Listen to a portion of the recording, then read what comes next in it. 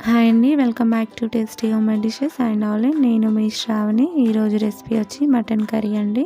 ఈ కర్రీని మనం చాలా టేస్టీగా ఈజీగా ఎలా రెడీ చేసుకోవాలో చూద్దామండి. దీంట్లో నేను ఒక సీక్రెట్ ఇంగ్రీడియంట్ యాడ్ చేస్తున్నానండి. దానివల్ల కర్రీ ఇంకా టేస్టీగా ఉంటుంది. అదేంటో మనం ముందు కర్రీ చేస్తూ చెప్పుకుందాం. అంతకన్నా ముందు ఫస్ట్ టైం నా ఛానల్ ఎవరైనా చూసినట్టయితే ప్లీజ్ సబ్స్క్రైబ్ చేసుకొని పక్కనే ఉన్న బెల్ ఐకాన్ని యాక్టివేట్ చేసుకోవడం మాత్రం మర్చిపోకండి. ఇప్పుడు ఈ కర్రీ చేసే విధానాన్ని చూసేద్దాం. ముందుగా స్టవ్ మీద ఒక కడాయి పెట్టుకొని దాంట్లో ఒక పావు కప్పు ఆయిల్ వేసుకోవాలండి. నేను ముందుగా దీంట్లో మసాలాలు వేసుకుంటున్నానండి. మిరియాలు, ఇలాచి, సాజీరా, లవంగము, దాల్చిన చెక్క, ఒక బిర్యానీ ఆకు వేసుకుంటున్నాను.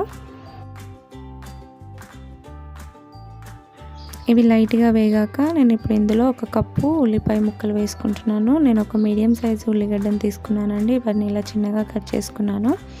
ఇవి లైట్గా వేగాక పావు కప్పు పచ్చిమిర్చి ముక్కలు వేసుకోవాలి. కొద్దిగా కొత్తిమీర, పుదీనా వేసుకొని మంచి గోల్డెన్ బ్రౌన్ కలర్ వచ్చేంత వరకు ఫ్రై చేసుకోవాలండి. ఇలా వేగితే సరిపోతుందండి. ఇప్పుడు ఇందులో ఒక టీ స్పూన్ అల్లం వెల్లుల్లి పేస్ట్ వేసుకొని ఫ్రై చేసుకోవాలి. ఇప్పుడు ఇందులో ఒక టీ స్పూన్ పసుపు వేసుకొని ఫ్రై చేసుకోవాలి. తర్వాత నేను ఇందులో మటన్ వేసుకుంటున్నాను అండి. నేను 1/2 kg మటన్ తీసుకున్నాను. దాన్ని ముందే శుభ్రం చేసి పెట్టుకున్నాను.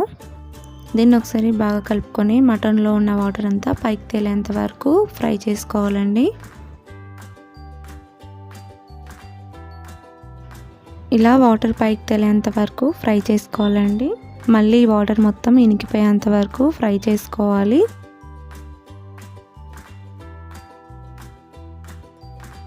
ఇలా వాటర్ మొత్తం ఇనికిపోయాకనే మనం ఇందులో ఉప్పు కారం వేసుకోవాలండి. అప్పుడే టేస్ట్ చాలా బాగుంటుంది. పీస్ కూడా తొందరగా ఉడుకుతుంది.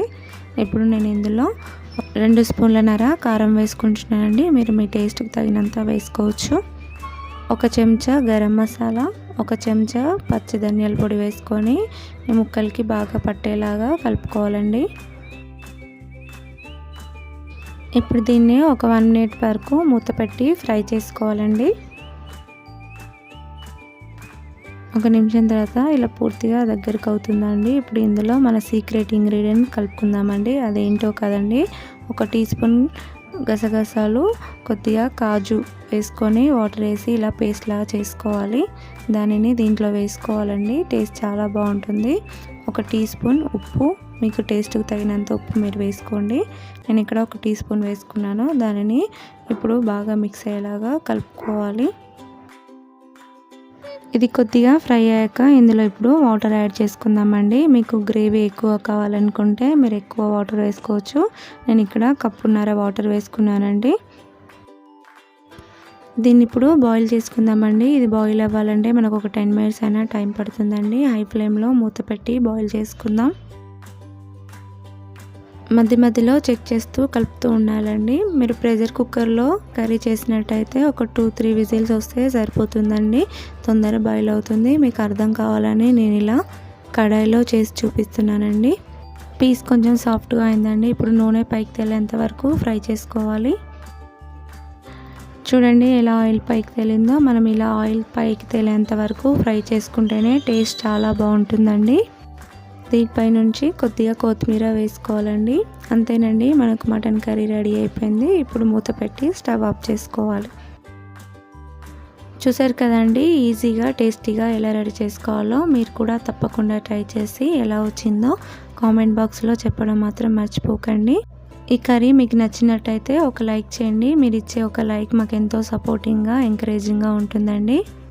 అలాగే సబ్స్క్రైబ్ చేసుకొని పక్కనే ఉన్న బెల్ ఐకాన్ని ఆల్ క్లిక్ చేయడం మాత్రం మర్చిపోకండి. Thank you for watching.